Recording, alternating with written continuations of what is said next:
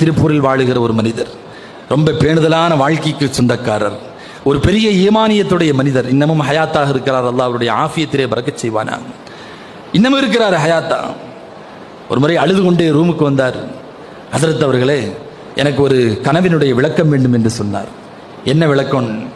இந்த மாதிரி நேற்று நான் மதீனாவிற்கு சென்று ரவுலாவிலே பெருமானாருடைய ரவுலாவுக்கு முன்னால் போய் நின்று பெருமானாருடைய மக்பராவை பார்த்து நான் ஸலாத்து வஸ்ஸலாமு அலைக்க யா ரசூலுல்லாஹ்னு சொன்னேன்.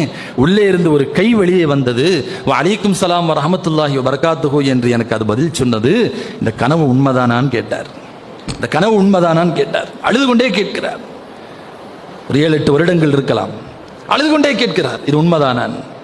ஹதீஸ் ஷரீஃபிலே வருகிறது, கனவில் ஷைத்தான் என்னுடைய உருவத்தை, என்னுடைய தோற்றத்தை எந்த காலத்திலேயும் எடுக்க முடியாது, அந்த அனுமதி அவனுக்கு கொடுக்கப்படவில்லை என்றார்கள் ஸல்லல்லாஹு அலைஹி வஸல்லம். தோற்றம்ங்கிறது ரசூல் ஸல்லல்லாஹு அலைஹி வஸல்லம் முழுசா பார்த்தாலும் அப்படிதான்.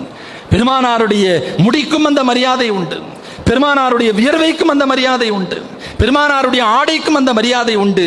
பெருமானார் ஸல்லல்லாஹு அலைஹி வஸல்லம் மன்னவர்களை மட்டுமல்ல, அவர்களை சார்ந்த எந்த ஒரு பாகத்தின் தோற்றத்தையும் ஷைத்தான் எடுக்க முடியாது என்கிற அந்த ஹதீஸை ஆழமாக தெரிந்திருந்த காரணத்தினால நான் சொன்னேன், நிச்சயமாக அது பெருமானார் ஸல்லல்லாஹு அலைஹி வஸல்லம் அவர்களுடைய கைகளாகத்தான் இருக்க வேண்டும்.